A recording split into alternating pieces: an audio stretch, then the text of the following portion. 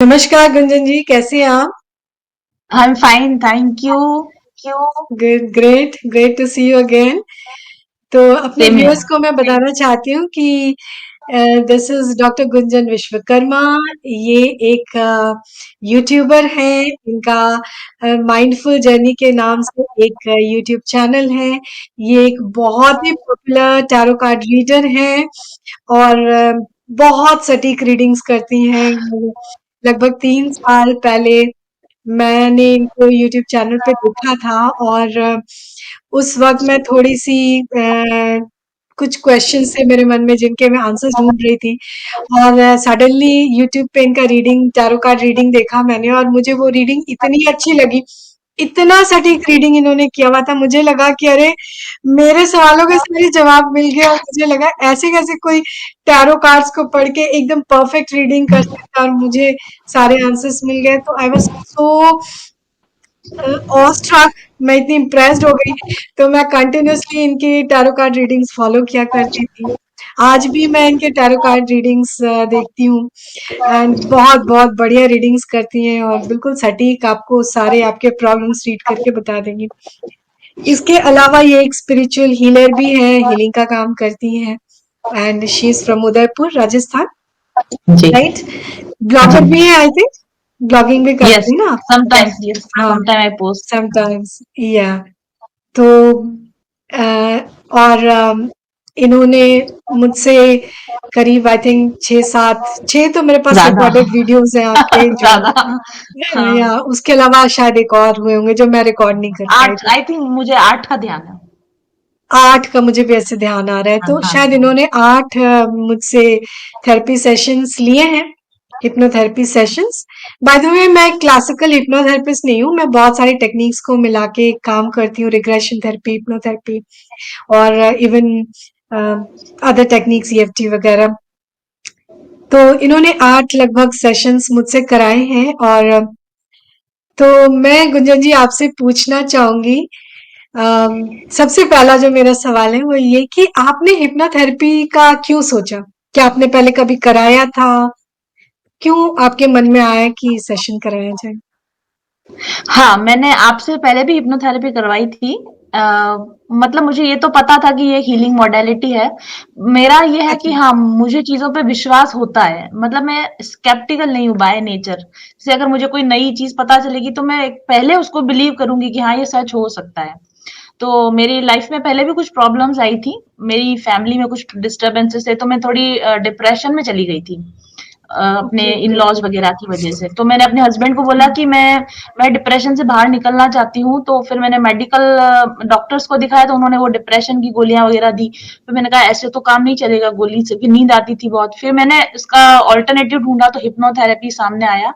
तो उदयपुर में ही हमारे एक लोकल जो है हिप्नोथेरेपिस्ट, मैंने उनसे मिली थी और उन्होंने उस वक्त मुझे बहुत अच्छे से मतलब टैकल की थी उस प्रॉब्लम को। मतलब एक ही बार में, एक ही सेशन में वो प्रॉब्लम निकल गई थी। तो तब से मेरे को भरोसा तो था हिप्नोथेरेपी पे। फिर ग्रेट। जब मैं आपसे मिली तो, और आपने जो मुझे बताया ना कि आप बहुत सारी टेक्निक्स और आपने कुछ, आई थिंक कुछ अलग उसको स्पेशल कुछ पढ़ाई कर रखी, तो मैं थोड़ी इम्प्रेस थी। मैंने कहा यार मुझे एक बार तो सेशन लेना है। तो फिर जब भी मुझे प्रॉब्लम आती है, मुझे सबसे पहले आपका ध्यान आता है कि मैं एक बार दीप्ति मैडम से बात करती हूँ। Thank you so much. तो आप जब हिप्नोथेरेपी सेशंस के लिए आए तो आपने तो ऑफ कोर्स थेरेपी हिप्नोथेरेपी लिया हुआ था तो आपको आइडिया तो था ही कि किस तरह से होता है। फिर भी जब आप मेरे पास आए तो आपकी क्या एक्सपेक्टेशंस थे? मतलब आपको लगा था कि क्या होगा, क्या हो सकता है? कुछ स्पेशल, कुछ कुछ आपके आइडियाज थे कि ऐसा हो सकता है एंड वो आइडियाज कैसे थोड़े डिफरेंट निकले या क्या आपके एक्सपेक्टेशन थे बिल्कुल डिफरेंट वैसे डिफरेंट निकले, निकले क्या थे हुआ? मेरे पिछले हिप्नोथेरेपी सेशन में और आपके सेशन में। मुझे एक जैसे फ्लो होता है ना, आपका सेशन का फ्लो ऐसा होता है कि हमें पता ही नहीं चलता कि हम कब ट्रांस में चले गए हैं। जैसे मैंने पहले जो हिप्नोथेरेपी सेशन लिए थे, तो वो बहुत देर तक कुछ विजुलाइज कराएंगे, डीप में, मतलब आपको पता है कि you are going into that trance. और मुझे आधी चीजें कुछ याद भी नहीं थी उस समय क्या हुआ था। मेरे हस्बैंड सामने बैठे थे, तो वो बता रहे थे कि तुम्हारे साथ ये हुआ था, ये हुआ था।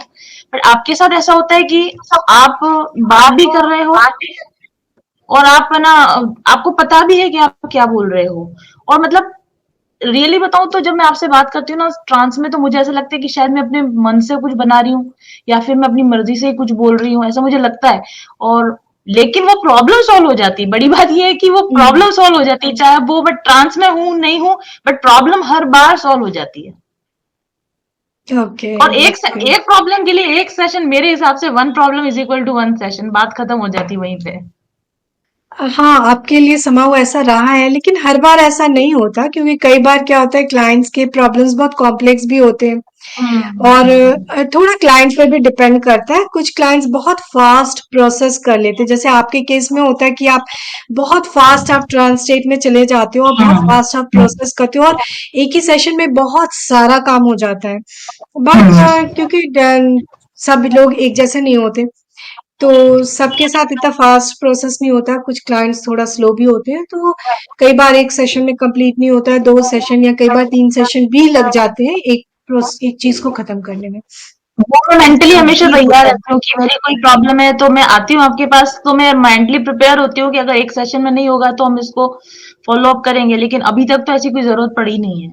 हाँ, आपके केस में बहुत फास्ट काम हो जाता है। आई थिंक दैट ऑल्सो वो आपका कैलिबर भी है कि आप बहुत फास्ट प्रोसेस कर लेते हो। बल्कि मुझे कई बार ऐसा लगता है कि नॉट मतलब मैं एवरीवन आँख इज बंद केपेबल करते ऑफ ही मुझे दैट। चीज़ें नज़र आने लग जाती हैं। तो मुझे लगता है कि मैडम के या तो आप में मुझे ऐसा लगता है कोई पावर है कि सीधा ले गए और पीछे पता ही नहीं चलता कब आप चले गए ट्रांस हाँ, में।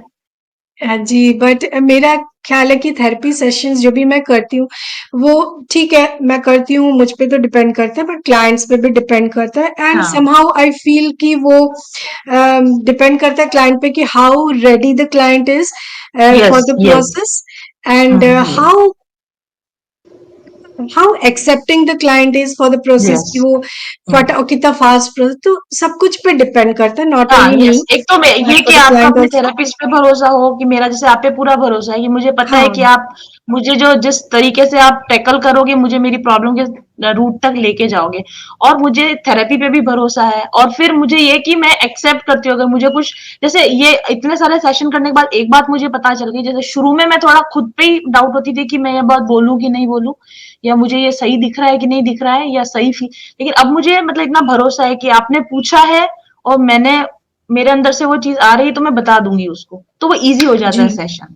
सो आई थिंक ट्रस्ट इशू बहुत बड़ा इशू है क्योंकि कई बार अगर थोड़ा बहुत डाउट हो या को तो वो थोड़ा सा लंबा चल जाता है, टाइम लग हुँ, जाता है हुँ, हुँ, और ट्रस्ट मुझ पे भी और आई थिंक खुद पे भी क्लाइंट्स के लिए हुँ। जरूरी होता है कि हाँ मैं जो देख रही हूँ सही है।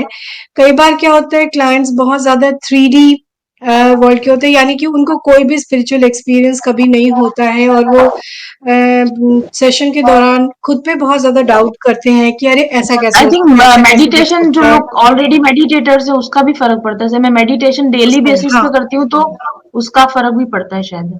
बिल्कुल, बिल्कुल, बिल्कुल। और मेडिटेशन जो लोग ज़्यादा करते हैं, बहुत आसान हो जाता है उनके लिए ट्रांस में जाना और बहुत ईज़िली हुँ, विजुअलाइज़ कर पाते हैं। इसलिए मैं बोल रही थी कि सिर्फ़ मुझ पे नहीं डिपेंड करता कोई भी थेरेपी हुँ, सेशन, ऑल्सो हुँ, क्लाइंट्स पे डिपेंड करता है कि क्लाइंट्स कितना रेडी हैं, कितना डाउट नहीं करते प्रोसेस को and are open to the हुँ, प्रोसेस फटाफट, स्पेशली जो लोग मेडिटेशन के आदी हैं, करते हैं, तो उनके लिए ये प्रोसेस बहुत फास्ट हो जाता है। बट जो लोग हुँ। को जिनको बिल्कुल कोई स्पिरिचुअल एक्सपीरियंस नहीं है, जो पहली बार आ रहे हैं, तो वो कई बार बहुत खुद पे डाउट करते हैं कि अरे मुझे ऐसा कैसे दिख रहा है, ऐसा कैसे दिख सकता है, ये कैसे हो हाँ, सकता है, हाँ, बहुत एनालाइज करते हैं एंड देन वो प्रोसेस बहुत स्लो हो जाता है और फिर हुँ। तो एक ही काम को 2-3 सेशन लग जाते हैं, ऐसा भी हो जाता है कई बार। हाँ, सही, वो सेल्फ डाउट पे ही या होते हैं कि ऐसा तो हो ही नहीं सकता मेरे साथ, हाँ, या मैं तो ऐसा ऐसा तो हो कर ही ही नहीं नहीं सकता सकता। है, हाँ, बिल्कुल ऐसा कैसे दिख रहा है, वैसा कैसे दिख रहा हाँ, है, या हाँ। तो ये हो जाता है। हाँ, तो जहाँ तक मुझे याद पड़ता है आपने सेशंस कराए, अपने फिजिकल इश्यूज को भी लेकर सेशन जी, कराए, हेल्थ है इश्यूज़ ना? के लिए करवाए। आपके हेल्थ इश्यूज के लिए कराए, आपके गले में प्रॉब्लम था जो कि बहुत, बहुत, लगभग बहुत। मेरी गले की बहुत जो सालों प्रॉब्लम थी से। ना वो 45 इयर्स की प्रॉब्लम थी। मतलब मुझे जहाँ ओह! तक याद पड़ता है, ओके, जब से मुझे याद है अपनी मेमोरी, जो 4-5 साल के होते हैं, लगभग हर महीने मेरे गले में पेन होता था, टॉन्सिल बढ़ते हैं, कभी इन्फेक्शन होता है। हर महीने मैंने दवा ली है और हर महीने मुझे बुखार ओके। आता था। और ओके, मतलब ओके, ओके। मैं जैसे मैं जॉब में थी, लेक्चररशिप के जॉब में थी, तो ये गले के दर्द की वजह से एक बहुत बड़ा कारण था मेरा क्विट करने का, क्योंकि लेक्चर देते टाइम आपको एक एक घंटा बोलना है। अगर दो से ज्यादा हुँ, लेक्चर अगर एक दिन में हो गए तो मेरा गला बंद हो जाता था।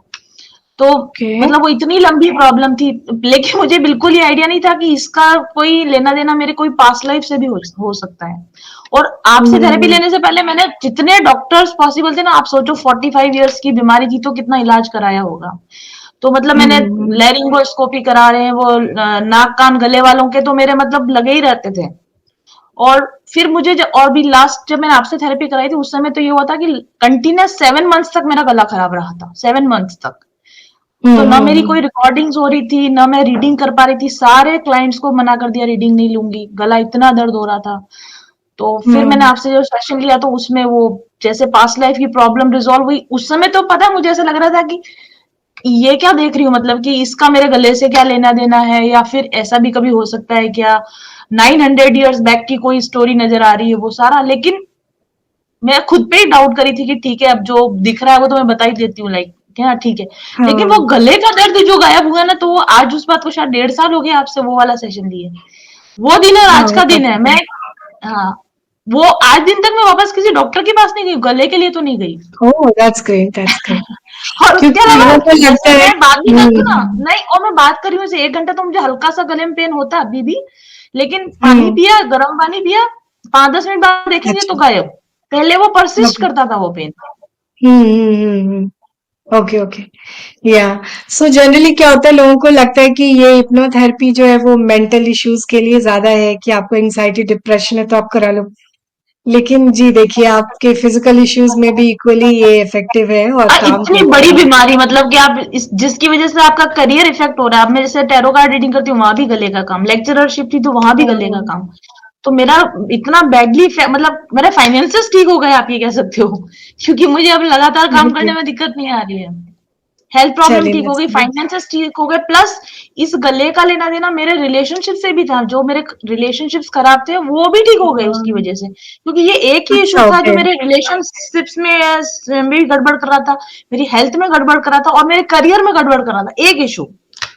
अच्छा, तो वो ओके, ओके, ओके। एक सेशन से देखिए मेरा गला ठीक हुआ, तो मेरा फाइनेंसेस ठीक हो गए क्योंकि मैं काम कर पा रही हूँ। ठीक है, मेरा हेल्थ इशू ठीक हो गया, डॉक्टर्स के पास जाना, दवाइयां लेना बंद हो गया। और इस गले के दर्द के साथ में जो मेरा रिलेटिव का मेरा पास जुड़ा हुआ था, उनके और हमारे बीच में जो कड़वाहट चल रही थी ना, वो ठीक हो गई। तो मेरा उनका रिलेशन ठीक हो गया। ओके। ओह, तो ये मुझे जानकारी नहीं थी, ये मुझे अभी पता चल रहा है। और मैं मुझे आपको बस इतना बताती हूँ, पता था ये कि थ्रोट आपको चक्र गला। ब्लॉकेज भी होता है ना जब गले में था, तो मैं हाँ, अपनी बात कह नहीं पा रही थी, इतने सालों से उनको मुझे जो कहना था मैं कह नहीं पा रही थी। हाँ, आपका सेशन होने के 14-15 डेज के बाद में कुछ ऐसे सर्कमस्टेंसेस बैठे कि मैंने 25 साल की भड़ास निकाल दी एक साथ, कि अच्छा, आपने मेरे अच्छा, साथ अच्छा, ऐसा हाँ। किया, ऐसा किया, ऐसा किया।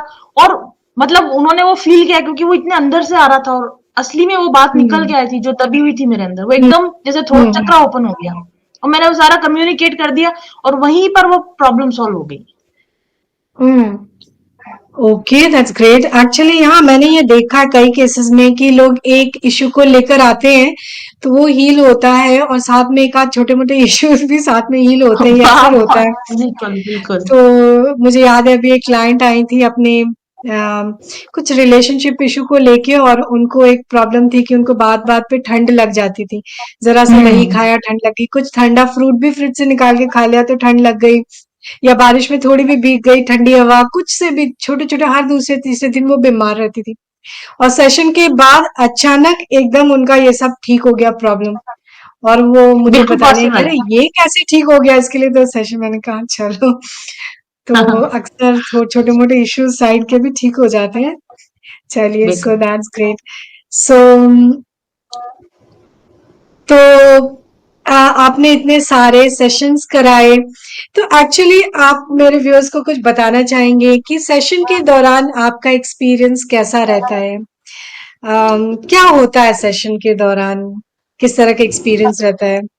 और हाँ, क्योंकि हिप्नोसिस की बात हो रही है यहाँ पे, तो सबसे पहले मैं ये पूछना चाहूंगी कि हर बार, क्योंकि मैं ऑनलाइन करती हूँ, तो लोग मुझसे हम्म। हमेशा सवाल करते हैं क्या ऑनलाइन हिप्नोसिस काम करता है? तो करेक्ट। आपने आज सेशन कराए तो आपको क्या लगा, क्या ऑनलाइन हिप्नोसिस ने काम किया आप पे? हाँ, ये बात मेरे से भी हमेशा पूछते हैं क्योंकि आप मेरे साथ भी जुड़े हुए हैं। मेरे जितनी भी टैरो कार्ड रीडिंग्स में अंदर कोई प्रॉब्लम आती है ना, तो मैं सीधा आपका नाम सजेस्ट करती हूँ कि आप उनके पास जाओ, ये प्रॉब्लम वो सॉल्व करेंगे। तो मतलब मेरे आधे से ज्यादा क्लाइंट्स फिर आपके पास आते हैं, सीधी बात है। ओके, तो थैंक यू सो मच। वो उन लोगों को सबसे पहला सवाल ये होता है कि मैडम ऑनलाइन होगा, फोन पे होगा, जूम पे होगा, कैसे होगा? मैं कहती हूँ भाई मैंने कराया हुआ है और मैं सब लोगों को भेज रही हूँ, सबकी प्रॉब्लम सोल्व हो रही है। इसमें सिर्फ इतना ही है कि इंटरनेट कनेक्शन आपका थोड़ा फास्ट स्पीड का होना चाहिए। 5G कनेक्शन हो तो बेटर है। मतलब मेरे साथ तो अभी तक ऐसा हुआ नहीं है कि अपना डिस्कनेक्ट हो गया हो, क्योंकि आपके वहां भी स्पीड अच्छी आती है, मेरे यहाँ भी 5G कनेक्शन स्पीड अच्छी आती है, तो ऐसी कोई प्रॉब्लम नहीं आती। और हाँ, मैं लोगों को इतना बता देती हूँ कि फोन अपना साइलेंट रखना आप, और अपने घर में सबको बता देना कि मेरा सेशन चल रहा है, तो 2 घंटे मुझे कोई डिस्टर्ब ना करे, क्योंकि वही है कि डिस्टर्ब हो जाएंगे तो फिर ट्रांस में जाना वो एक लंबा प्रोसेस होता है। बाकी आप ऑनलाइन करें या आप ऐसे फेस टू फेस बैठ के करें, उसमें मुझे तो कभी कोई दिक्कत नहीं आई, और ना ही किसी ने वापस आके मुझे ऐसा बोला कि मैडम आपने ऑनलाइन सजेशन दे दिया, हमारा तो हो ही नहीं पाया। ऐसा किसी ने नहीं बोला, बल्कि मतलब लोगों ने आके मुझे इतना थैंक्स बोला है कि आपने मतलब उनके पास भेज दिया, हमारी तो मतलब जड़ से निकल गई हमारी प्रॉब्लम। और कई बार रिपीट लेने आते हैं आपसे, कितने लोग मेरे क्लाइंट्स आपके पास वो जी, रिपीटेड मोड में आते जाते हैं, तो कोई या दिक्कत नहीं ऑनलाइन होने से। ओके। और आपकी आवाज चली गई है दीप्ति मैम। हाँ, नहीं, नहीं। हाँ। तो हाँ। ठीक है। और हिप्नोसिस के दौरान, इतने सेशंस के दौरान क्या कभी आपको ऐसा लगा कि मैंने हिप्नोटाइज किया आपको तो आप मेरे कंट्रोल में हैं, आपका बॉडी मेरे कंट्रोल में है, आपका माइंड मेरे कंट्रोल में है, आप कुछ वही बोल रहे हो या आप वैसा ही कर रहे हो जैसा मैं आपसे करवा रही हूँ? कहीं कुछ नहीं ऐसा कंट्रोल इश्यू लगा आपको? क्योंकि नहीं, लोग मैं थोड़ा मैं आपको डरते हैं। बताऊँ। हाँ, हाँ, नहीं बिल्कुल डरती, मैं खुद भी डरती थी।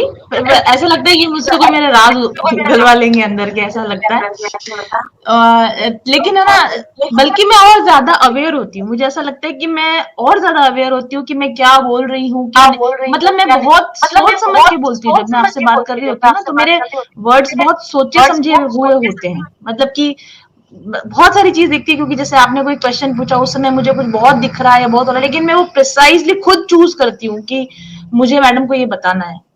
और मुझे ऐसा भी लगता है कि आप जो जिस तरीके से आप पूछते हो ना, तो उसी में हमको पता नहीं कैसे गाइड करते हो आप। इस तरह से गाइड करते हो कि हमें पता होता है कि हाँ इसके बाद अब ये चीज दिख रही है, लेकिन हमको बोलना ऐसा है, ऐसा करना है। वो हमारा डिसीजन होता है कि हम आपको क्या बता रहे हैं या नहीं बता रहे हैं।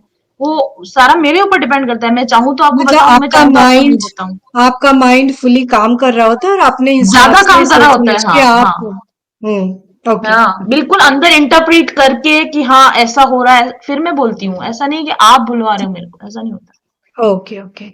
तो आप कुछ एक्चुअली बताइए कि थेरेपी सेशन के दौरान एग्जैक्टली होता क्या है?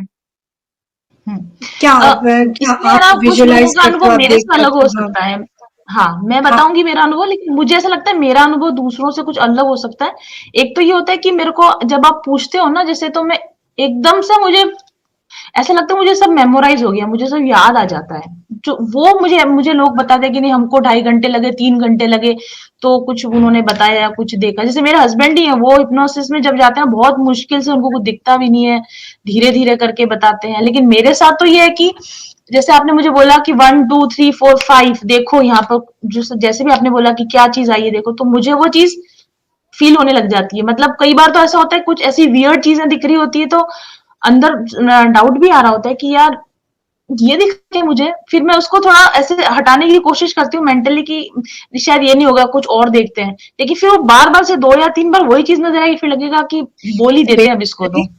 तो बेसिकली ये है कि जब आप हिप्नोटाइज स्टेट में होते हैं तो आपको चीजें दिखने लगती हैं, चीजें जी। दिखती हैं, है ना? तो माइंड ये आई जो में दिख रही चीजें होती है। दिखती हैं, हाँ, माइंड साइड में जैसे दिखती अपन है। कोई चीज विजुअलाइज, जैसे अपन किसी चीज को याद करते हैं ना, मेमोरी याद करते हैं, रिकॉल कर रहे होते हैं कोई चीज, उस तरह से दिखती है वो, मुझे तो विजुअलाइज होती है। दिखती है। विजुअलाइज होती हैं। हाँ, जी, तो जी। ज्यादातर लोग विजुअलाइज कर पाते, देख पाते, खुद से देख रहे हुँ, होते हैं कि क्या हो हुँ, रहा है। तो जैसे मैंने अपना आपको आपका पास्ट लाइफ रिग्रेशन भी हुआ ही है, तो हुँ। आप जब पास्ट लाइफ रिग्रेशन हुआ तो वहां क्या हो रहा था, आपको क्या लग रहा था कि आप चीजें देख पा रहे हो दूर से, या आप जी हाँ, रहे हो उस लाइफ को, लाइक किस तरह का आपको सेंसेशन था, मुझे क्या फील कर मुझे रहे है थे? ना दोनों चीज़ें लगती हैं। जैसे जब आप मुझे ये बोलते हैं ना कि फ़ील करें, तो मुझे एक्चुअल में उस बॉडी में जैसे पेन है तो पेन फ़ील होने लगेगा। और जो आप बोलते हैं ना हम्म। कि देखें क्या हो रहा है, तो मुझे ऐसा लगेगा जैसे अपन कोई पुरानी मूवी कभी देखी होती है, तो पर्दे पे अपन को याद आता है ना कि जैसे अभी आप सोचो कि मुगले आज़म देखी हुई है, तो आप सोचो अभी तो कैसा दिखेगा आपको कि आप देख रहे हो कि वहाँ, है ना, डांस चल रहा है। हम्म। तो वैसे हम्म। वो चीज़ दिख रही है। तो आप जब बोलेंगे कि विजुअलाइज़ करो या और देखो आगे क्या हो रहा है, तब तो मैं डिटैच हूँ हम्म। और मैं उसको एस स्क्रीन पे देख पाती हूँ। और जब आप ये बोलते हो कि हम्म। फील करो जाके, तो एकदम से जैसे गला दर्द होगा तो अपना गला दर्द होने लग जाएगा, जी घबरा रहा है तो अपना जी घबराने लग जाएगा, और जैसे सांस हम्म। वगैरह तेज होती, अगर वहां तो कुछ हो रहा है तो रिएक्शन हम्म, भी आ रही है बॉडी में। तो ऐसे में अगर पास्ट लाइफ रिग्रेशन जब हुआ है आपका, तो आपको फील हुआ है कि ये मैं ही हूँ, मैं ही जी रही हूँ, ये हम्म, मेरा जीवन है, ये मेरे हस्बैंड हाँ। है, ये मेरी मदर इन लॉ है, मेरा हम्म, फैमिली है? क्या ऐसा हम्म, महसूस हुआ है कि हाँ, आप पूरा उस लाइफ हाँ को जी बिल्कुल। रहे हो जैसे फिर से?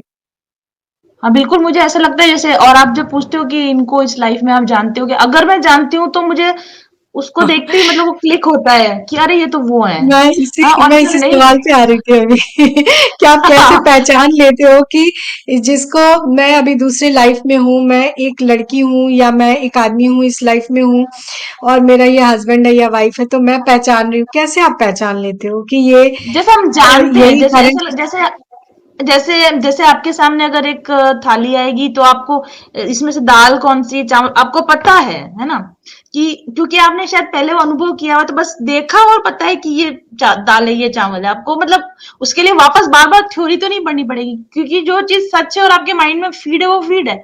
तो जैसे अगर आप मुझे पूछोगे तो मैं कहूंगी अरे ये तो मेरे मदर इन लॉ है इस जन्म के। और ऐसे भी बहुत सारे लोग होते हैं, जबकि तो मुझे लगता है ये कौन है, ये तो मैं नहीं पहचानती, इनको कौन है, ये तो मैं नहीं जबकि जानती। जबकि चेहरा तो बिल्कुल अलग होता है, क्योंकि आप प्रीवियस लाइफ टाइम देख रहे हो, फेस डिफरेंट है, हाँ, बॉडी शेप डिफरेंट है, बट लेकिन फिर मेरी भी आप अंदर से उनको वो देखते आवाज पहचान आ रहे रही हो। होती है कि ये वो है, ये वो है, ये वो, ऐसे आवाज आ रही होती है अंदर से। So there is a soul consciousness, एक काइंड ऑफ सोल हाँ, अवेयरनेस, कि एक सोल दूसरे हाँ, सोल को पहचान लेता है, डिस्पाइट कि उसका चेहरा डिफरेंट है, उसका बॉडी डिफरेंट है। कभी कभी तो ऐसा भी होता है कि मैं इस लाइफ में फीमेल हूँ, पिछले लाइफ में मैं मेल थी, मेरा वो बेटा अभी है, लाइक पिछले लाइफ में वो मेरी बेटी थी या मेरी मदर थी, फिर भी मैं उसको पहचान पा रहा हूँ। जेंडर भी हाँ, डिफरेंट हाँ। है, और कई बार मैं चेहरा उनकी आंखों में डिफरेंट है, सब एकदम कुछ। देखती हूँ, जोर से उनकी आंखों में देख रही होती है, अगर मुझे नहीं नहीं पहचान में आ रहा ना, तो मैं एक सेकंड के लिए आंखों में आंखें डाल के देखती हूँ, तो मुझे उस इंसान का चेहरा जैसे उस पर ओवरलेप हो जाता है कि ये वो है, ऐसे नजर आने लग जाता है। ये तो वो फिर है। लगता है अरे ये तो वही है। हाँ, हाँ, तो लोग एकदम मतलब काइंड ऑफ सोल अवेयरनेस में हम जाते हैं, जहां हम अपने आसपास के अभी जो हमारे करंट लाइफ के लोग हैं, अगर वो हमें पास्ट लाइफ में दिख जाए, तो हम उन्हें पहचान पाते हैं, चाहे वो ओ किसी इतना भी रूप में रिलीफ हो। होता है ना, और जी। जिन लोगों से अपने को शिकायत हो रही है, लेकिन हमने पास्ट लाइफ में जाके देख लिया कि अच्छा मैंने इनके साथ ऐसा किया था, वो शिकायत ही खत्म हो जाती है।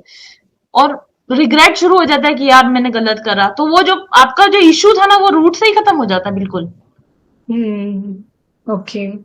तो कोई एक पर्टिकुलर एक्सपीरियंस है, कोई पार्ट ऑफ योर थेरेपी, मतलब जो अभी आपको याद आ रहा है, जो आप अगर शेयर कर सके थोड़ा बहुत? बहुत सारे, बहुत मैंने आपसे एक सेशन लिया था, तब मैं ये जानना चाह रही थी कि मैं मेरा लाइफ का पर्पस क्या है ना, और इसी के लिए पर्टिकुलरली मैंने सेशन लिया था, और आपने मुझे कहा था कि बैक में जाओ जहां से आपका फर्स्ट लाइफ ओरिजिन हुआ था। मतलब आपने जब आप पैदा हुए थे, फर्स्ट आपका लाइफ कौन सा था।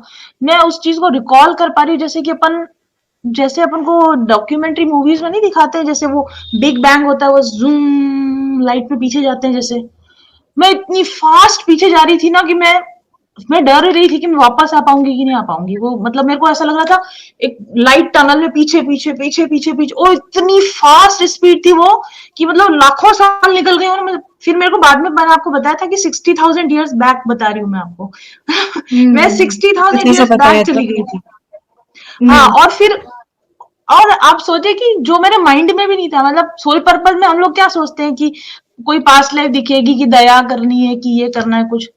मैंने उस समय क्या देखा, और वो चीज बाद में इतनी बार मेरे मतलब भगवान ने मुझे वो दिखाई, रिकॉल कराई कि ये सच देखा था, मतलब क्योंकि मैं इतनी डरी हुई थी और बहुत ज्यादा जैसे शॉक्ड थी कि ये मैंने क्या देख लिया। तो मैंने क्या देखा कि मैं एक बहुत बड़ा हॉल जैसा कुछ है, उसका जो जमीन है ना वो ट्रांसपेरेंट है, मतलब अंतरिक्ष में जैसे अपन स्पेस में है ना, और उसकी हम्म। जो जमीन है ना उसमें नीचे भी जैसे स्पेस है, मतलब पता नहीं क्या चीज थी वो, अलग ही आप हमने कभी देखी नहीं। और भगवान बैठे, कृष्ण भगवान बैठे, और राधा जी बैठे, और वो सिंहासन पे बैठे हुए, और गोपियां मतलब डांस हो रहा है ऐसे कॉन्सेंट्रिक लेयर्स, प्याज की लेयर्स नहीं होती हैं, एक बहुत बड़ा गोला, फिर एक और बहुत बड़ा गोला, फिर एक बहुत बड़ा गोला, और सब इतनी सुंदर तैयार हैं, सब इतनी अच्छी डांस कर रही हैं, और मैं वहां पे भगवान के वहां पे वो चंवर डुला रही हूँ भगवान के यहाँ। अच्छा। तो वो हाँ, और वहां से मतलब आपने बोला ना कि वहां जाओ जहां ओरिजिन हुआ था, तो मैं सीधे वहां चली गई कि भाई हाँ, कब हम वहां पे भगवान के पास थे, देन उसके बाद में मेरा और भगवान के बीच में क्या डिसाइड हुआ कि क्यों जाना है धरती पे, उस चीज को मैंने इतना क्लियरली देखा, और मेरी 60,000 ईयर्स की पूरी जर्नी देखी मैंने उस सेशन में मैंने। और मैंने आपको बताया था, और बाद में मैंने उसको क्रॉस चेक भी किया था। फिर मैंने आपको बताया था कि कैसे मेरा जैसे डिसेंशन होता है, अवतरण होता है, कि कैसे ना अपन सबसे पहले जैसे गोलोक में थी मैं वहां पर, जिसको अपन सखी बोलते हैं वहां पे, है ना, सखी थी, वहां से उन्होंने कहा कि नहीं आपको नीचे जाना है, धरती पे जाना है, और ये सारा वर्क करके आना है। तो वहां से मैं नीचे आती हूँ तो डायरेक्टली धरती पे नहीं आ सकते, तो मैंने आपको बताया कि मैं पहले स्वर्ग में पैदा होती हूँ, एक अप्सरा की तरह जन्म लिया मैंने, फिर वहां से। और हाँ, मैंने आपको ये भी बताया था कि हर लेवल पे जब जैसे आपका एक कॉन्शियसनेस वहां रहता है हमेशा, जैसे एक कॉन्शियसनेस सबसे सुप्रीम के पास योर अभी भी है। हायर सेल्फ, योर हाँ, हायर वो अभी सेल्फ। भी वहां पर है, उसमें से क्योंकि हम टेन जो परसेंट हम नीचे जो आएगा। हम जो एनर्जी है, हम जो एनर्जी है एक्चुअल, वो इतने ह्यूज है कि वो पूरी एनर्जी लेके हम ह्यूमन बॉडी में नहीं आ सकते। नहीं सो आ सकते, हमारी नहीं आ पार्ट सकते। ऑफ हमारी एनर्जी ह्यूमन बॉडी में आती है, इनकारनेट करती है, और बाकी ऊपर ही रह जाती है, and we call that part as our higher और सेल्फ। ये तो थ्योरेटिकली तो मैं चलो ठीक है कभी देखा भी होगा, लेकिन उस चीज को ऐसा फील करना, वो इतना अमेजिंग एक्सपीरियंस था कि मैं वहां भी हूँ, फिर मैं नीचे भी आ गई, फिर वहां पे भी अपना एक छोड़ दिया अपना हिस्सा, अभी वहां पे भी हूँ, फिर एक नीचे और आ गई, फिर जैसे दूसरे स्टार सिस्टम में भी है, कहीं पर कुछ एलियंस की तरह भी वर्क कर रहे हैं, फिर वहां से और डिसेंड होते हैं, फिर धरती पे आते हैं, और धरती पे आने के बाद मैंने आपको ये बताया था कि मेरा सबसे पहला जन्म सूडान में हुआ था, ठीक है। अच्छा। और अब हाँ, सूडान मुझे आप अब मतलब आप अगर बोल आपको रहे हो कोई तो याद पड़ रहा है। आप सबसे पहले अगर आपको देशों के नाम लेने में सूडान कभी याद नहीं आएगा मतलब मुझे तो शायद ये भी नहीं पता था कि सूडान कोई देश है कि कंट्री है कि क्या सिटी है कि क्या, नहीं, कुछ नहीं पता था। और मैं आपको बोल रही हूँ कि मैं सूडान में हूँ। और उसके बाद मैंने आपको बोला कि फिर मेरा नेक्स्ट बर्थ मेरा मिस्र में हुआ, और मैंने आपको ना हम्म। एक पैटर्न बताया कि मैं वहां गई, वहां से वहां गई, वहां से वहां गई, फिर मैं अरब कंट्रीज में आई, अरब कंट्रीज से होते हुए फिर मैं इंडिया में पैदा हुई। फिर मैंने जब आपकी मेरी बात हुई ना, तो फिर मैंने इसको ऑथेंटिक 60,000 ईयर्स बैक किया हुआ था, मैंने गूगल किया उस चीज को कि 60,000 साल पहले, क्योंकि मुझे भेजा गया था कि 60 ईयर्स की एक जर्नी करके आनी है, और इस जर्नी में आपको ना ह्यूमन इवोल्यूशन में हेल्प करके आनी है, ये मेरा सोल का पर्पज उस हम्म। सेशन में पता चला था। और हम्म। उस सेशन के दौरान मैंने देखा कि मैंने एक पर्टिकुलर वे में जर्नी करी, मतलब जन्म लेते हुए। तो फिर मैंने उसको गूगल किया कि 60,000 ईयर बैक कौन सी इंपॉर्टेंट घटना घटी थी प्लेनेट अर्थ पे।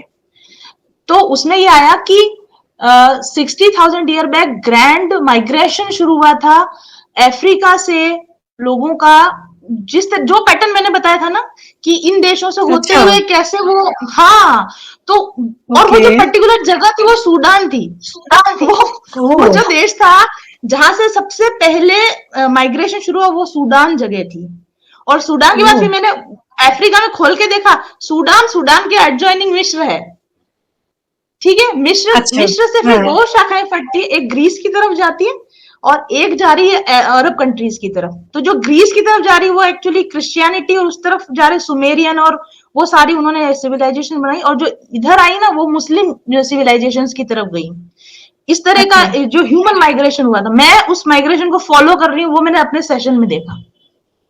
और तो उसमें आपने दिन काफ़ी रात रिसर्च किया जो आपने देखा उस पे काफ़ी रिसर्च किया मुझे ये पता क्योंकि मैं चला अभी आप क्योंकि बता रहे हो। मैं ये क्या देख रही हूँ, और मैं पता है, मैं आपके सेशन में मैं अपने आप को ऐसे ऊपर से धरती पे देख पा रही हूँ कि मैं यहाँ सूडान में पैदा हुई, फिर एक बर्ड, और मैं ब्लैक वुमन हूँ वहां पर, ठीक है, और फिर उसके बाद मैं फिर मिस्र में पैदा हुई तो वहां मैं इजिप्शियन हूँ, मैं अपने आप को इजिप्शियन कपड़ों में देख रही हूँ, फिर उसके बाद मैं देखती हूँ मैं ग्रीस चली गई, तो मैं वहां पे कोई हाई प्रीस्टेस की वैसे वैसे व्हाइट व्हाइट कपड़े पहन रखे वो सारा है, फिर वहां से मैं इधर आ गई तो मैं अरब कंट्रीज में आ गई तो मैंने वहां की अपनी लाइफ देखी, फिर आते आते लास्ट लाइफ में अभी इंडिया, और उसमें भी मेरे को ये कहा गया था, मतलब उस सेशन में मैंने ये देख लिया था कि इंडिया में आके जब तुम वृंदावन में चले जाओगे, स्टॉप, आपकी जर्नी को स्टॉप लग जाएगा, फिर आपका रिटर्न जर्नी स्टार्ट हो जाएगी। अभी रिसेंटली मैं वृंदावन जाके आई, हाँ, आई फील लाइक कि हाँ अब मेरा काम जैसे यहाँ पे कंप्लीट हो गया है। तो ये चीज आप कभी नहीं जान सकते, बिना किसी सेशन के तो आप नहीं जान सकते थे कि क्या हुआ। तो ना केवल आपको अपने सोल पर्पस का आंसर मिला बल्कि आपको काफ़ी सारे अदर रेल्म्स के एक्सपीरियंसेस हुए उस सेशन में। बिल्कुल तो क्या बिल्कुल हम ये बिल्कुल। कह सकते हैं कि हिप्नोथेरेपी इस तरह के सेशंस एक तरह के हमें स्पिरिचुअल एक्सपीरियंसेस भी मिलने ओह का yes yes, out of body experience, spiritual realm से कनेक्ट होना या हायर, आपने मुझे जब भी मेरे हायर सेल्फ से कनेक्ट कराया था, एक बार आपने मुझे कहा कि अपने हायर सेल्फ से कनेक्ट हो, um, उस समय मैंने ये वाला सेशन नहीं किया था, ये वाला जो तब उसमें वो जो जी। हायर सेल्फ मेरी निकल के आई थी ना, मैं क्या देखती हूँ अपने आप को, जैसे मैं आपको बताती हूँ मैंने अपने आप को कैसा देखा था। देखिए दर्शकों मैंने इनका बहुत सारा सेशन किया बट ये बातें अभी ये बता रही है मुझे मुझे आइडिया नहीं था। मैंने ना तो अपने आप को ये देखा था ऐसा, तो मैं हाँ ऐसे ओके। सोच रही हूँ कि यार मैं ऐसे कैसे हूँ, ये राधा जी है ना बिल्कुल ऐसे, ऐसे कपड़े पहने हम्म। हुए, और ऐसे इतनी इतनी लंबी आस्तीन वाले ब्लाउज, मतलब अपन लोग तो नहीं पहनते ना इतनी हाँ। लंबी, इतनी इतनी लंबी आस्तीन के ब्लाउज पहने हुए, और इतना सारा जेवर, इतना सारा जेवर, और खास तौर पे ऊपर वो ऐसे कैरी लगी हुई थी, ऊपर कैरी लगी हुई थी, चंद्रिका बोलते हैं, मुझे नहीं पता था अभी पता चला, वो लगा रखी, तो मैं सोच रही हूँ कि यार ऐसे ऐसा अजीब सा मैं गेटअप लेके कहा हूँ, मतलब मैं कौन हूँ ये ऐसी। और फिर बाद में मुझे जब नेक्स्ट सेशन किया तब मैंने देखा कि अच्छा मैं भगवान के सामने जो चवर लेके खड़ी हूँ, वो मैं वही हूँ जो आपने मेरे को सेशन, जो गला दर्द हुआ था ना मेरा, गला दर्द वाला हम्म। सेशन, उसमें आपने कहा कि अपने हायर सेल्फ से बात करो, तो वहां पे वो लेडी दिखी मुझे एकदम डिवाइन देवी जैसी, तो मैं सोच रही हूँ कि ये मैं हूँ क्या, मैं क्या देवी हूँ क्या कोई ऐसा। और फिर जब मैंने सोल पर्पस का किया तो सेम वही लेडी आ गई वापस, तो मुझे पता चला कि अच्छा मेरा हायर सेल्फ सच में वही वही वही लेडी है, मतलब ऐसा हुआ था।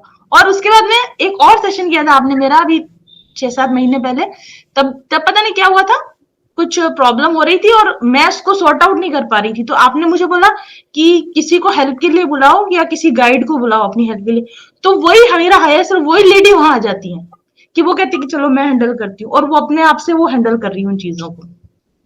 Okay okay okay. चलिए गुड। कई बार क्या हो जाता है कि कुछ हमें ऐसा अनोखा दिख जाता है जिसको कभी कभी डाइजेस्ट करना मुश्किल होता है कि अरे ये मैं कैसे करता हूँ। तो मुझे यहाँ पे एक केस याद हाँ आ रहा है कि एक क्लाइंट था जो कि बहुत ही मेल क्लाइंट जो कि बहुत ही मैस्कुलिन और एकदम बॉडी बिल्डर और लंबा चौड़ा और और उसका जब सेशन हुआ तो उसने देखा अपने आप को as a female, not just as a female, एक बहुत ही जेंटल डेलिकेट फीमेल जो बहुत ही शाई टाइप का। एंड उसके लिए वो इतना मुश्किल हो गया एक्सेप्ट करना कि मैं एक लड़की था दो लाइफ पहले मैं एक लड़की था और इतना gentle, like very shy soft spoken gentle, नहीं नहीं नहीं ये मैं नहीं हो सकता। तो उसको बहुत सारा वक्त लगा इसको एक्सेप्ट करने में कि हाँ मैं ऐसा भी था कभी।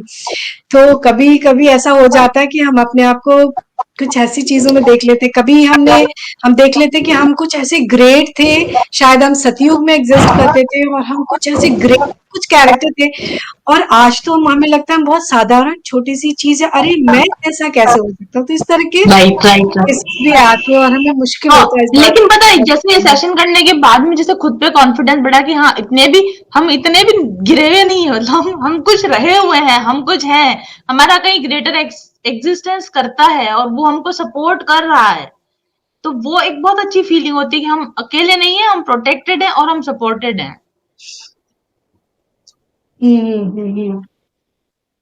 तो तो चलिए अब आप, अच्छा इसमें एक सवाल और इम्पोर्टेंट जो रह गया, जो क्लाइंट्स मेरे कभी कभी डरते हैं, जो कहते हैं कि मैं पास्ट लाइफ में अगर चला गया या चली गई तो मैं वहां अटक ना जाऊं। तो आपने तो बहुत सारे पास्ट लाइफ एक्सपीरियंसेस किए, इवन आपने बहुत सारे अदर प्लेटफॉर्म्स अदर देन अर्थ, डिफरेंट रेल्म्स में आपने अपने आप को देखा, एक्सपीरियंस किया है। तो आपका क्या कहना है इस सवाल पे? क्या ये पॉसिबल है कि आप अटक जाओ कहीं और वापस हम्म। ना आ सको? क्या नहीं, ये ये तो संभव मेमोरी है? रिकॉल जैसा है मेरे हिसाब से, तो 100% ये एक मेमोरी रिकॉल है।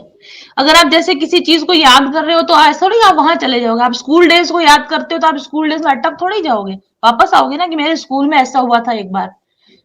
तो जितना नॉर्मल ये वो है ना कि उस शादी में ऐसा हुआ था, उस ट्रिप पे ऐसा हुआ था, वैसे हम ना याद करते केवल कि उस लाइफ टाइम में ऐसा हुआ था, और 500 साल पहले ऐसा हुआ था, 1000 साल पहले ऐसा हुआ। ये सिर्फ मेमोरी रिकॉल है और कुछ भी नहीं है। मुझे लगता है सब कुछ हम्म। यहाँ स्टोर है, और हम बस उसको ना डिग आउट करते हैं कि हाँ क्या देखना है इस वक्त हमको। उसमें आप गाइड करते हो कि हाँ इतना डिग डाउन करो, यहाँ पर देखो। या, thank you for clarifying, because लोग डरते हैं कि मैं फंस जाऊंगी, अटक जाऊंगी, मैं कैसे वापस आऊंगी अगर तुम पास्ट में लेके जाओ। तो लोग काफी डरते हैं इस बात को सोचकर। इवन आपने मेरे को हम्म। फ्यूचर रिग्रेशन भी, मतलब फ्यूचर प्रोग्रेशन भी करवाया हुआ है। मैं तो फ्यूचर भी देख कर आ हम्म। गई, कुछ नहीं होता उसमें, हम्म। कहीं नहीं अच्छा, अटकते एक आप। किसी का भी एक क्वेश्चन था कि क्या हम फ्यूचर देख सकते हैं?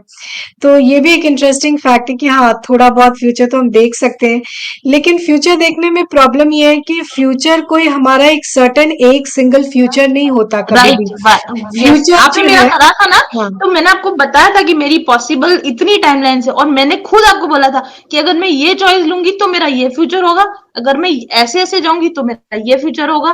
तो आपने कहा था कि ये चॉइस अब आपकी है कि आपको कौन सा फ्यूचर लेना है। एग्जैक्टली तो तो हर एक इंसान की लाइफ में बहुत सारे पॉसिबल फ्यूचर ऑप्शंस होते हैं।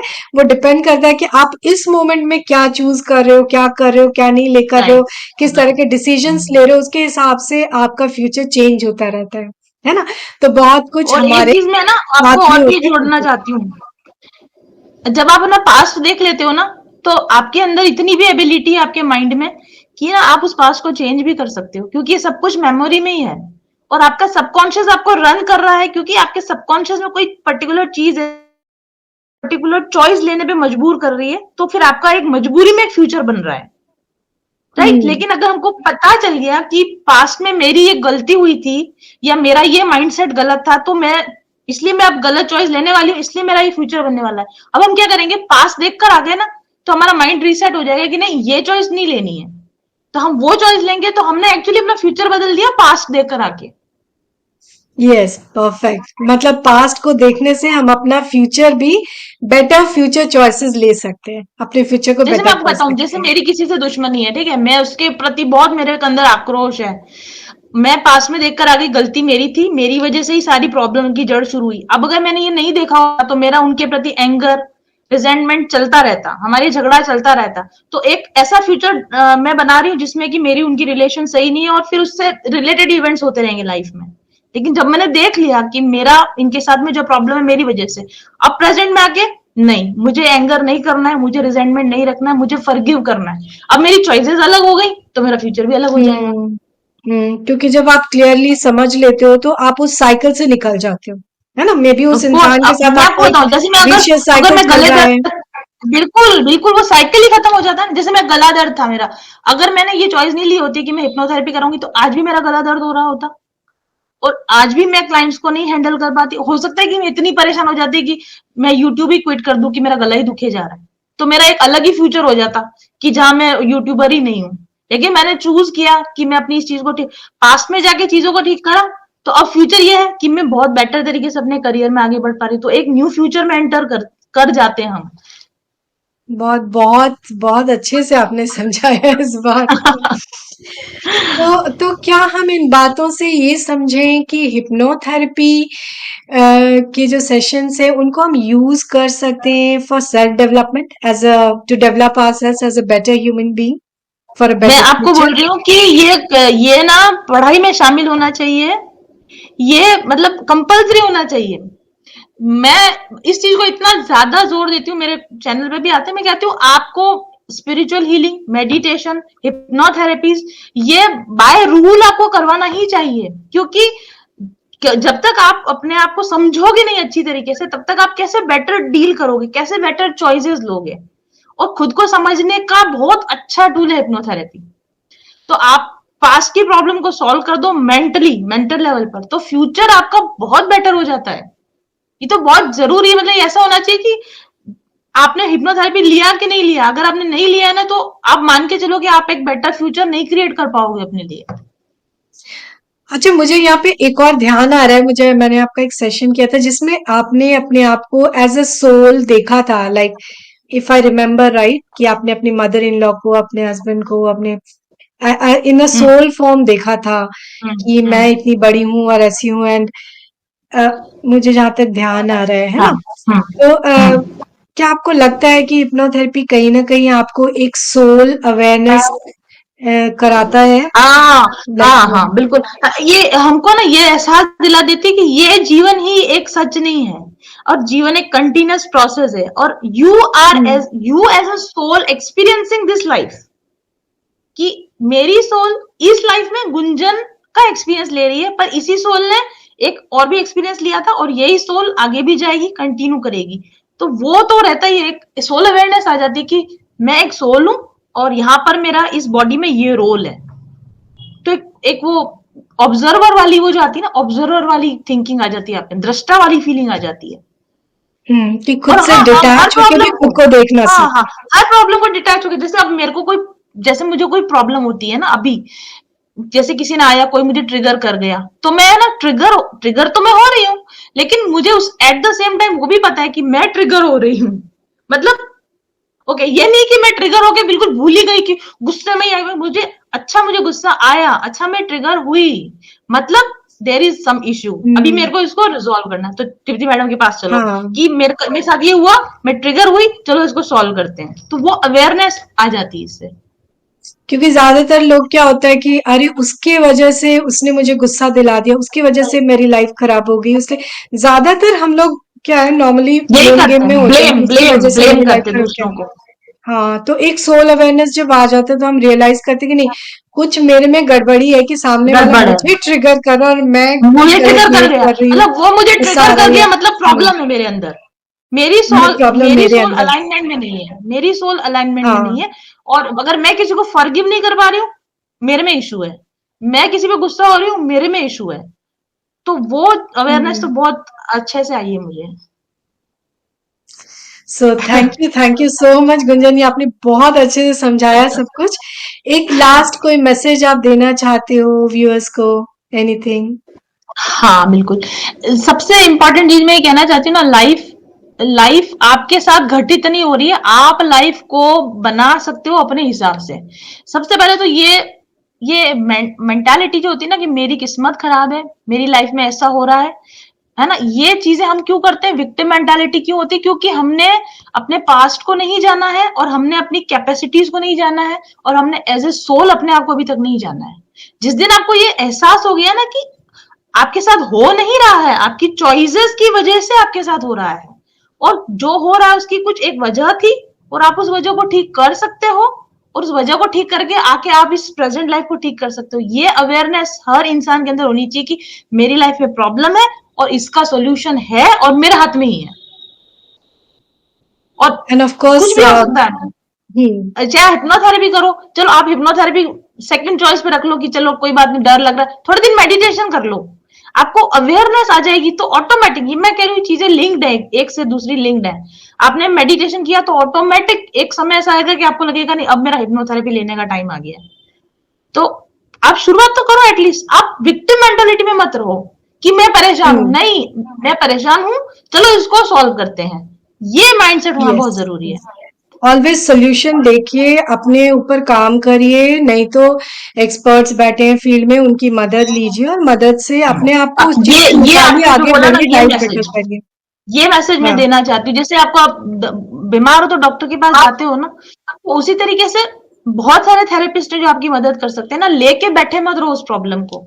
फिजिकल प्रॉब्लम है, डॉक्टर हम्म के पास जाओ, मेंटल प्रॉब्लम है तो थेरेपिस्ट के पास जाओ, हीलर्स के पास जाओ, आप जाओ, इन्वेस्ट करो, ये जो इन्वेस्टमेंट है ना, ये कितने गुना होके और कितनी खूबसूरती से आपकी लाइफ में वो चेंज लाएगा। आप देख दो, 5,000 रुपए लग जाएंगे, 6,000 रुपए लग जाएंगे, अरे तुम पूरी जिंदगी उस बोझ को ढो रहे हो, 5,000 रुपए में सॉल्व कर दो ना उस प्रॉब्लम को हमेशा के लिए। वो बहुत जरूरी है बिल्कुल, इसकी बिल्कुल। अवेयरनेस का आना। या और हिप्नोथेरेपी और रिग्रेशन थेरेपी हमेशा एक जरिया बन सकता है आपकी प्रॉब्लम्स को सॉल्व करने का, ना जस्ट बिल्कुल। मेंटल इमोशनल बल्कि कई बार फिजिकल इश्यूज भी हम सॉर्ट आउट करते हैं ऑलवेज और ऑलवेज, हील करते ऐसा हैं। कोई, शायद मुझे नहीं लगता ऐसा कोई इशू नहीं है जो आप हिप्नोथेरेपी से सॉल्व नहीं कर सकते। चाहे रिलेशनशिप के इशू हो, आपके कोई बिहेवियरल इशू हो, सब सॉल्व हो सकता है। अब मैंने हम्म। लगभग हर एक चीज पे काम किया है। मैंने आपको ध्यान है, मैंने एक सेशन करा था आपके साथ कि मुझे आलस आता है बहुत, मुझे नींद आती है बहुत, और मुझे काम करने की इच्छा नहीं अच्छा, होती है। तो मुझे ध्यान नहीं आ किसी रहा ने, इसका। हाँ, अच्छा। मैंने करा था तो फिर मैंने उस वो एक पास्ट लाइफ देखी थी जिसमें मुझे एक्चुअली किसी ने पॉइजन दिया था, जिससे मेरी पूरी बॉडी पैरालाइज हो गई थी। हाँ, हाँ, हाँ, ठीक है, मुझे और याद मैं, आ रहा है। यस, यस, हाँ, यस। पूरी लाइफ में ना हम्म। पैरालिसिस में बैठी रही थी, तो वो बॉडी की एक जकड़न थी ना, वो मेरी अंदर मेमोरी में थी, कहीं बॉडी में वो जकड़न मेरी मेमोरी में थी। तो कई बार मैं बस ऐसे ब्लैंक होके बैठ जाती हूँ कि मेरे को कुछ नहीं हो रहा मुझसे, ओ, लेकिन उस दिन के बाद ना वो प्रॉब्लम भी नहीं हुई है मेरे को, कि बस मेरे से हम्म, उठा ही नहीं जा हम्म, रहा, ये प्रॉब्लम नहीं हुई मेरे अंदर। या तो ये है। और यहाँ पे जस्ट मैं एक मेंशन करना चाहती हूँ कि और हम खुद तो कारण होते ही अपने सारे, हमारा जो भी लाइफ अभी हम जैसे भी हैं जो भी हैं उसके पीछे 100% हम रिस्पॉन्सिबल है। ऐसा मैं नहीं बोल रही, ऐसा जो मैं क्लाइंट्स जो सेशंस करती हूँ उससे निकल कर आता है ना। लेकिन कई दफा क्या होता है कि एंटिटीज होते हैं हमारे अंदर, एनर्जीज होती हैं, यस। एंटिटीज यानी नॉन बॉडी एनर्जीज होती हैं जो रिस्पॉन्सिबल होती हैं और जिसकी वजह से हमारे लाइफ में इश्यूज होते हैं। इसलिए मेरा ख्याल है कि सेशंस कराना चाहिए ताकि इस तरह का मेरे साथ तो हुआ ना, मैं एक्सपीरियंस। सोचती थी, पता है, मैं ऐसा सोचती थी कि मैं इतनी हनुमान चालीसा पढ़ती हूँ, मैं तो इतने पूजा पाठ करती हूँ, माला करती हूँ, मेडिटेशन करती हूँ, मतलब मेरे अंदर एंटिटी, मैं तो कभी सोच भी नहीं सकती थी। लेकिन आपने मेरे ना कुछ इश्यूज में, मैंने अपने बॉडी में से एंटिटी निकलते हुए देखे। मैंने आपको बताया था कि ऐसे काला काला बताया था ना, जैसे वो डामर जैसा सा, ऐसे कोई अमीबा टाइप की कोई चीज निकली, और फिर आपने बताया कि ये कोई एंटिटी है, और मुझे नजर आ रहा था कि वो उसकी आंखें हैं, वो कुछ चाह रहा है, वो कुछ कर रहा है, और वो प्रॉब्लम लिटरली सॉल्व हुई वो एंटिटी जाने के बाद में। हम्म। तो वही हो जाता है, मेरे पास जो क्लाइंट्स आते हैं लगभग 40 to 50% केसेस में एंटिटीज निकलती हैं। हाँ। और हाँ। सब में नहीं होता ऐसा, बट मुझे याद है कि मेरी एक क्लाइंट थोड़ी नाराज भी हो गई थी मेरे से, क्योंकि वो आई थी कुछ अपना एंजाइटी इश्यूज वगैरह लेके। और जब वो आई थी तो ऑफ कोर्स लोग जब आते हैं तो गूगल करके आते हैं कि हिप्नोथेरेपी क्या होता है, किस तरह से काम करता है।